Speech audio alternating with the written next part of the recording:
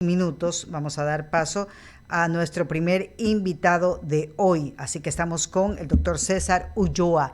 Buen día, politólogo, para estar con nosotros y hablar sobre las impresiones que nos ha dejado el debate presidencial.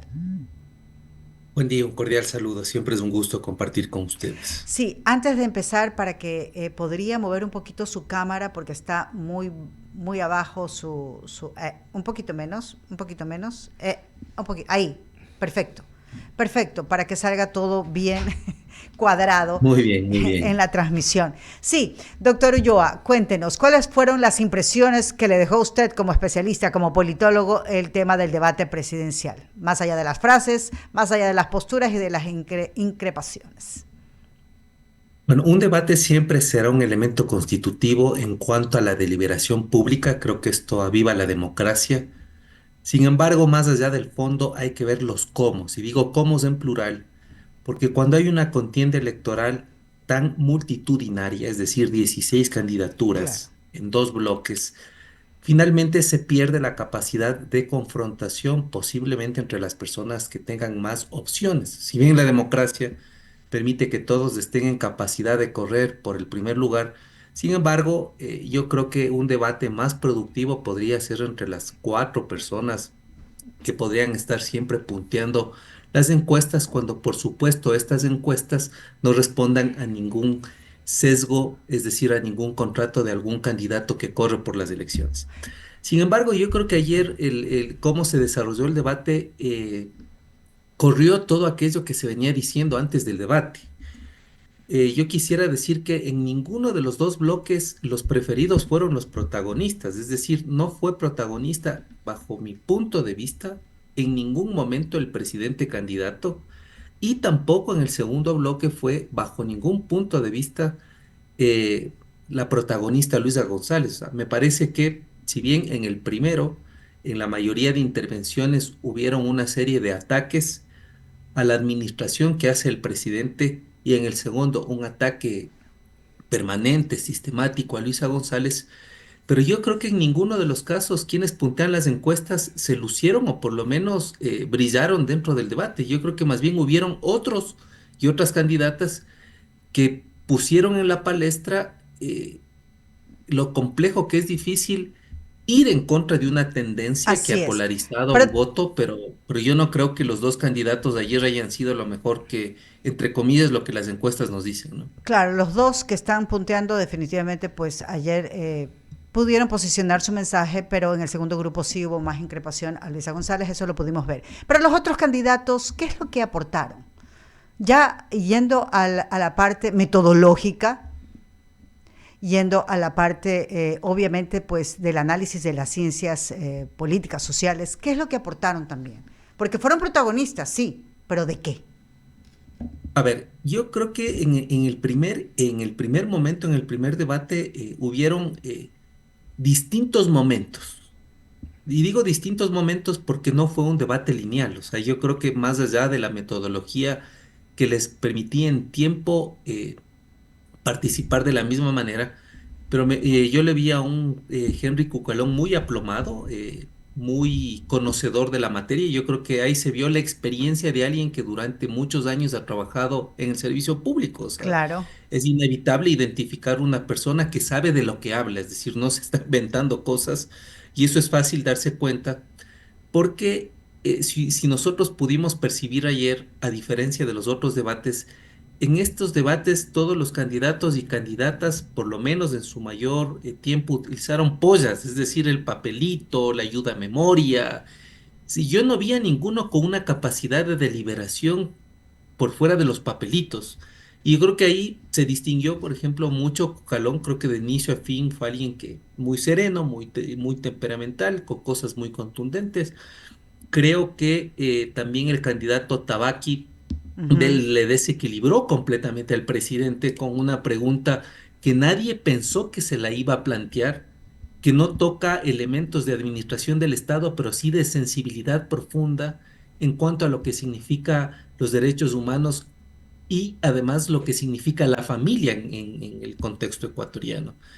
Y luego me parece que en ese debate también hubo una figura que a mi modo de ver rompió el tablero, por esta chispa, por esta suerte de irreverencia, un poco disruptivo que fue Tillería. Creo que, Así es.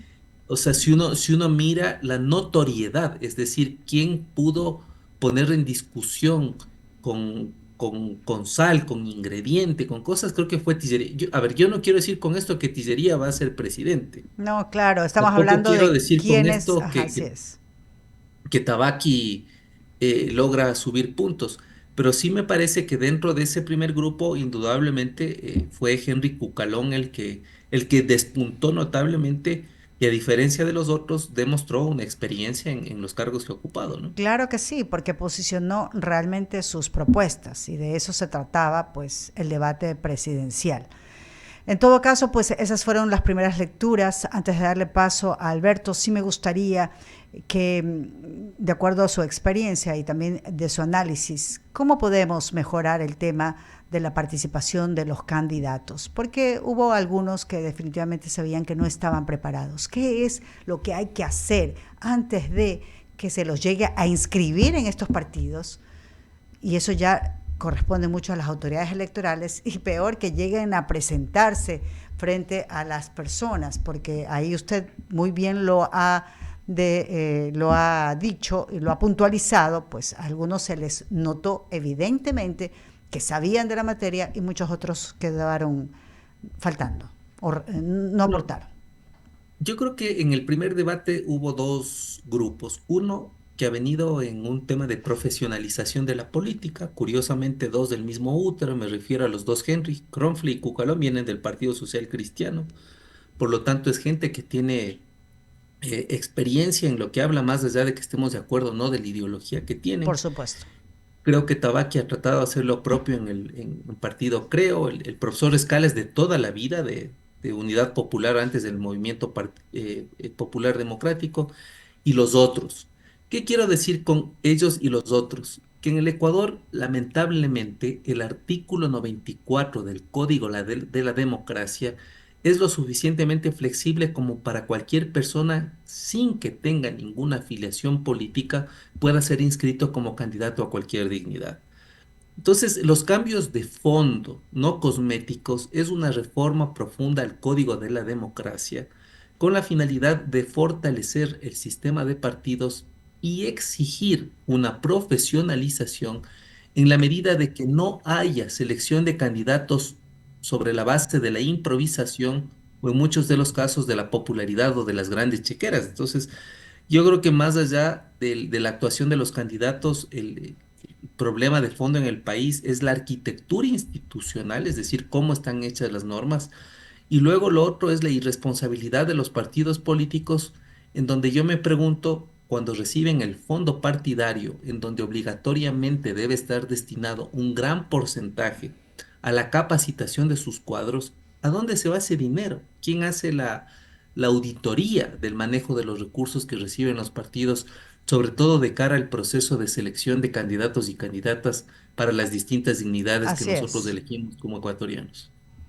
Alberto Quintana continúa con la entrevista. ¿Cómo Gracias, está, César? doctor. Un gusto saludarlo siempre. Definitivamente, ahí concordamos, hay que hacer una reforma profunda. Ya lo decíamos minutos antes, no hay que acabar con esto. Tantas organizaciones políticas de papel y de alquiler, lamentablemente, ¿no? Y sin lineamientos claros y precisos, ¿no?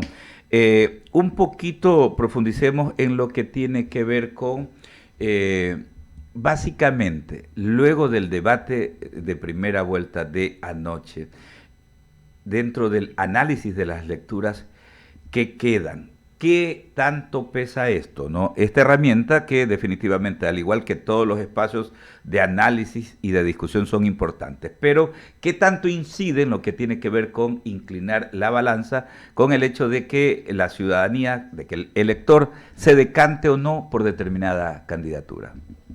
Bueno, hay un dato muy importante en el cual coinciden algunas encuestas, no todas, en el sentido de que todavía el porcentaje de indecisión supera el 50%.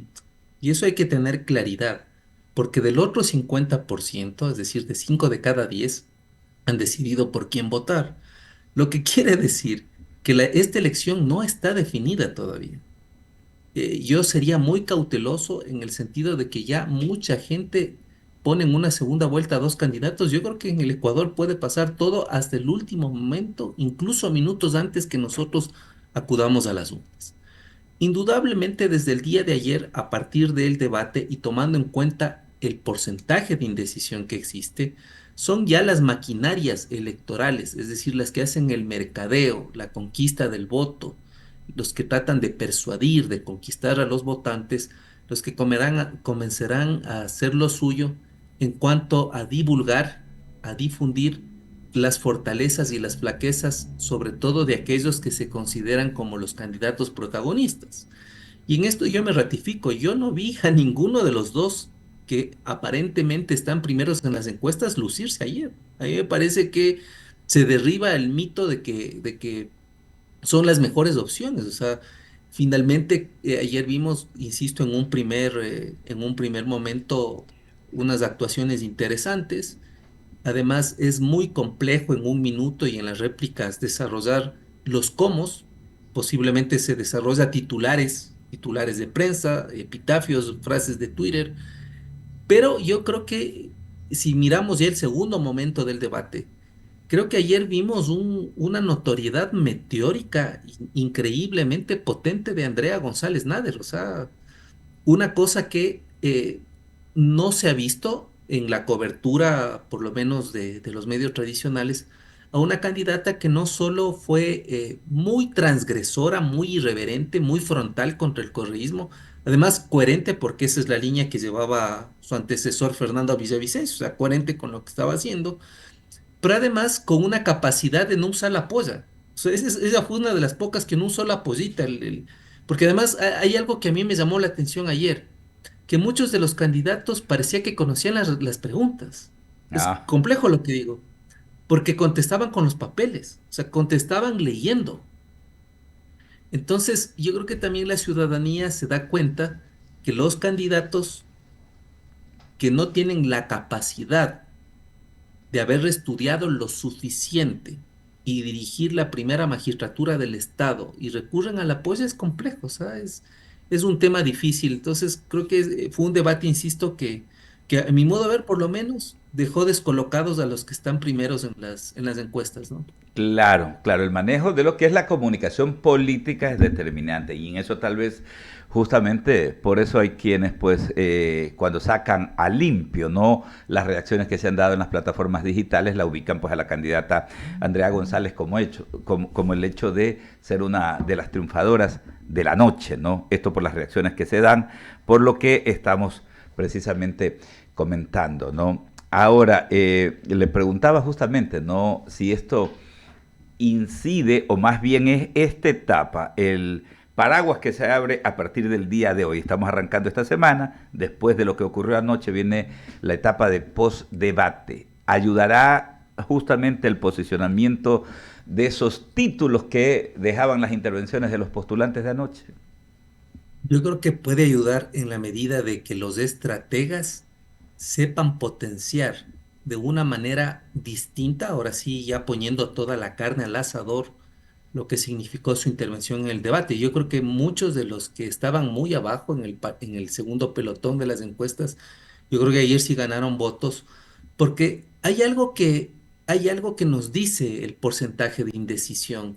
Si hablamos que el 50% todavía está indeciso, lo que nos quiere decir que hay un 50% que no le gusta ni cómo administra el Estado el presidente Noboa y tampoco le gusta el correísmo. Esto es evidente, porque además es una lectura muy, muy potente.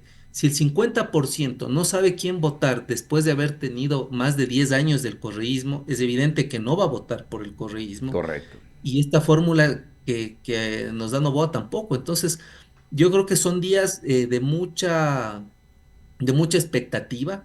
Habrá que ver cuál de estos candidatos que tuvo mejores intervenciones en el debate hace algo completamente distinto a lo que están haciendo los dos primeros que van en las encuestas y mirar si en el país no ocurre algo excepcional. Cuando digo algo excepcional, me refiero a temas que nos pongan frente al espejo en cuanto a corrupción, en cuanto a algún dato revelador que pueda dar algún candidato de algún tema concreto o incluso algún error que puedan cometer los primeros que están punteando las encuestas. Claro, un error o una acción de violencia también, porque aquí hay tanta gente infame, y lamentablemente hay que decirlo, porque así es, ¿no? Tanta gente infame que no les importa asesinar a alguien con tal de, alguna forma, pues, influir. Y eso, o sea, es lamentable, pero hay que decirlo con todas sus letras completas. A esperar entonces, ¿no? Justamente aquello, lo que se vaya derivando en las próximas horas, ¿no? En torno, pues,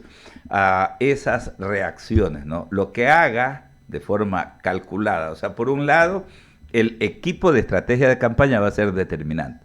Los pasos y pronunciamientos que den los candidatos también lo van a hacer, ¿no? Definitivamente, porque una palabra mal dicha o una acción mal tomada, pues justamente puede inclinar definitivamente la balanza en aquello que determina pues ese altísimo porcentaje de ecuatorianos que todavía no han decidido su voto, ¿no? Bueno, y yo creo que hay algo que se debía preguntar ayer, que me extraña por qué no se lo puso sobre el tapete de discusión, y es la relación que va a tener el Ejecutivo con la Asamblea. Creo que este es el tema más importante, porque la mayoría de acciones que los candidatos y candidatas pronunciaron va de la mano con aquello que la Asamblea le permita o no al Ejecutivo. Es decir, parecería que en el presidente está la varita mágica para poder resolver todos los problemas coyunturales y estructurales que tiene el país, y yo creo que no es así. Ninguno de los candidatos tampoco enfatizó en cómo va a llevar la relación con la Asamblea Nacional. Si la configuración de la Asamblea va de la mano con la intención de voto, pese a que hay el 50% de indecisos, se podría decir que nosotros estamos a puertas de una Asamblea con dos bloques grandes, es decir, de ADN y de la Revolución Ciudadana, más otros de los que posiblemente queden terceros o cuartos. ¿Y eso qué significa en cuanto a gobernabilidad?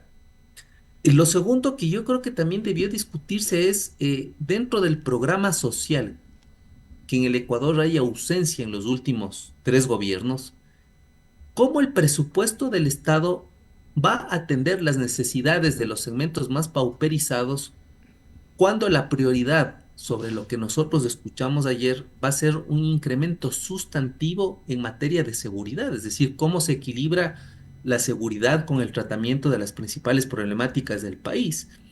Y lo tercero que me parece también importante es que todos hablan del combate contra la corrupción y la impunidad. Ujú.